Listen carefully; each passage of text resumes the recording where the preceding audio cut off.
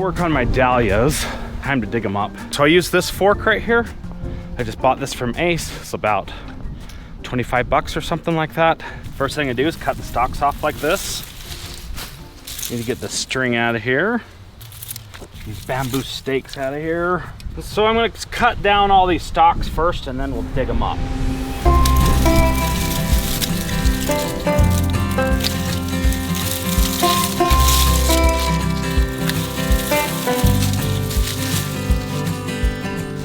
So you can see the clump, it's right here. This is the stalk. And I'm just gonna stick my pitchfork in there like this. And just try to only get on the outside like this. Try to lift it delicately.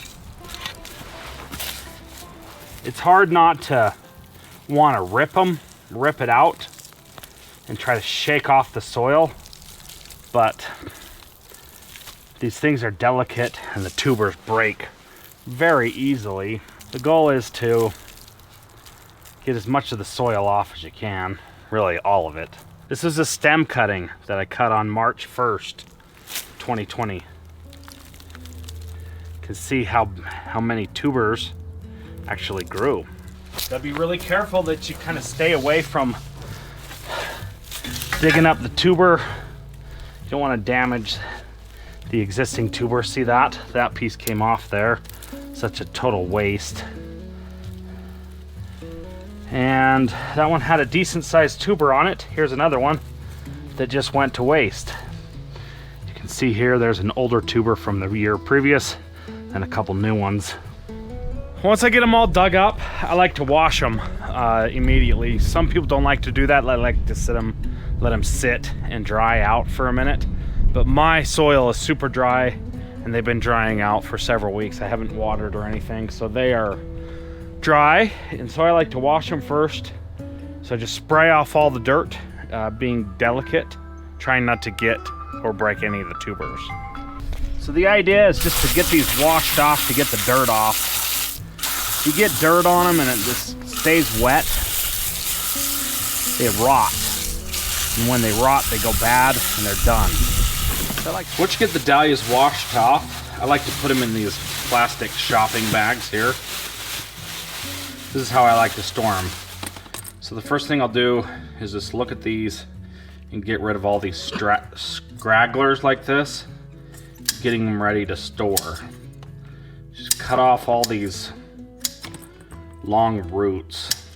So after you wash the dahlia tubers, you can let them sit in your garage and kind of dry out. But if you let them dry out for too long, they shrivel up and you pretty much lose them. And I have a couple of examples of what happened to me. I let some dry for too long and they shriveled up. These tubers here, I stored last night and put them in this bag. But look at this guy. See how it's all shriveled up? The tubers look like they're pretty much dead. And that's because they pretty much are.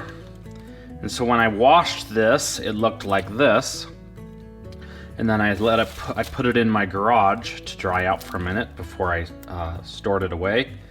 And it turned into this. So I waited too long and I probably ruined this. So I have 15, 20, 25 of these that are probably ruined. You can divide your dahlias in the spring or in the fall. In the spring, it's much easier to do so because you can see where the eyes are. In order for the plant to grow, you have to have a food source, which is this, the tuber. Then you have to have an eye, like on a potato, okay? So this right here is an eye. See that little bump right there? This little thing, that's an eye, okay? So if I was to split this tuber off and retain that eye right there, that eye is where the plant would grow from next spring. So you can see an eye right there as well. See that little bump, that white bump right there? That would be an eye. So I think it would be safe enough if I cut this right down the center right here, and I left these two tubers on this side and these two tubers on that side, and then I should have an eye on each side. So first thing I'm gonna do is cut this down a little bit right here. This one's called Lollipop. It's a beautiful little flower, little small round one about this big, red, beautiful thing. So, if you want to be safe about things and you want to divide your dahlias, the safe way is just to divide it right down the middle, like that, and you probably will be safe. I just want to warn you guys, don't be going too crazy and then just keep splitting it off and off and off and off and off. While it is tempting to do that, do not do that. You have to restrain yourself from doing that. So I'm just going to leave this one.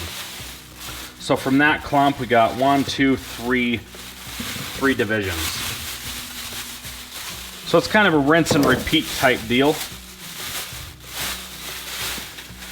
Ooh, this one is beautiful. This is called Tempest.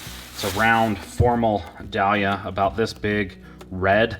The petals are perfectly placed, symmetrical, and a beautiful, beautiful flower. This one's new to me this year, and holy moly, that thing was amazing. So this is almost certainly coming from a stem cutting. If you look at this a little bit closer, you can see, I don't see any of the older tubers from 2019. So that leads me to believe that this came from a stem cutting, which is awesome. So a stem cutting created this big clump, and this I can split into several different clumps to make several different plants next year. Dividing dahlia tubers is easy to do. You just kind of got to get a feel for what those eyes look like. It's really simple and easy to do. And doing so, you can propagate your dahlias and make many, many, many more to be able to share them with other people. The only thing that you don't get is new varieties. I've got all my bags up here according to labels, and I am labeling all these. These are the bees. I'm trying to keep them all together separately, so when in the spring I can just put them in pots and label them up really quick, and then I know what it's going to look like, I know what the flower's going to look like, and I can kind of plant them accordingly. So once you get all the dahlia tubers separated, split, and whatever, you need to store them away for the winter. I like to use peat moss and store mine in peat moss. So I like the peat moss to be just slightly damp, so I took it out of the bag right over there, put it in here, kind of fluffed it up, and then put a little bit of water in, and then I just kind of mix it up like this. The small bit of moisture can keep the tubers hydrated, but if it's too wet, they'll rot and they'll get moldy. So the peat moss is holding water. It's not dripping at all. There's barely any water in there. We just don't want it dry. This is what's worked for me, so this is what I've done in the past. There's lots of different ways you can pack your dahlia tubers, but this is the way I do it. So first, get your peat moss. So I'm putting my varieties in here. I've already packed away this many, and then this many. These are all the different varieties that I've got. And these are not doubles there, so that's that. So I like to put them in this plastic bag like this, put a little bit of peat moss in there to keep it moist, but not moist, just damp. Very, very damp. And then I like to take my knife like this and just cut a few holes in here so that air can escape when it needs to, so the water can come up out of the bag there. Once I get it all packed up like this, I wrap it up tight, put it in a cardboard box like that, kind of pack it tight. Miss Rose Fletcher, I've already put that in there, so that's good. At least I know I have a double of those. So again, just a little bit of peat moss, not a lot. Just enough to keep it damp. Then I tie up the top like this. And then I'll just put a couple of holes in this bag. Whoa, that's broken. Just roll it up like that and store it away. So check out my lawn journal here. Sister Ward got me this thing. That's that one. And then we got this one is Pinelands Pam. Pinelands Pam, this was probably one of my favorites as well. I can't afford to lose this one. Dahlias are a lot of work, but the reward for me is awesome because they're freaking amazing when you get the flowers, and they're a lot of work, and for me it's a labor of love. I love doing it. It's so fun. They're freaking cool looking, and they're just rewarding. A lot of people ask, why don't you just leave those in the ground? Why are you digging them up? And so here's the deal with that. Dahlias cannot freeze. They cannot freeze as a flower. they cannot freeze as a plant, and the tubers cannot freeze. And so if you leave them in the ground, they'll freeze. With my climate, the frost depth goes down 30 inches or like 36 inches. If something's in that frost depth, it will freeze, and the dahlias cannot freeze. So if I left them in there, they'd freeze solid and they'd rot. They'd get ruined. So if you're in a climate that doesn't freeze, you can leave them in the ground.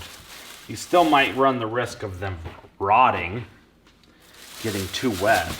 There's no possible way that they would survive in the ground if I left them in there. I did leave some in the ground a couple years ago out of laziness, and those ones that I left in the ground totally died, and there was no chance of them coming back in the spring. No chance at all. People are always saying to me, how can you remember all those names? And this is how I can remember all the names, folks. I deal with these pretty much all year long, and I'm constantly trying to identify these. That's Tutti Frutti. Constantly trying to identify these. I'm packing them away in the fall. I'm bringing them out to propagate them in the spring. I know the names of these, and I've started to learn what they look like, and I can recognize them. Because I've been working on these for like 3 or 4 seasons. All right, so I've got 2 boxes here, one here. These are all question marks, unknown, and these ones are all labeled. So I like to just put a little bit of peat moss on the top before I pack them up. Like this. You don't want these things seeing the light of day, and you don't want these things in a warm environment. If they're warm or if they see sunlight, they don't grow. So I'm just gonna put a little bit of, do like a rough paint job on this.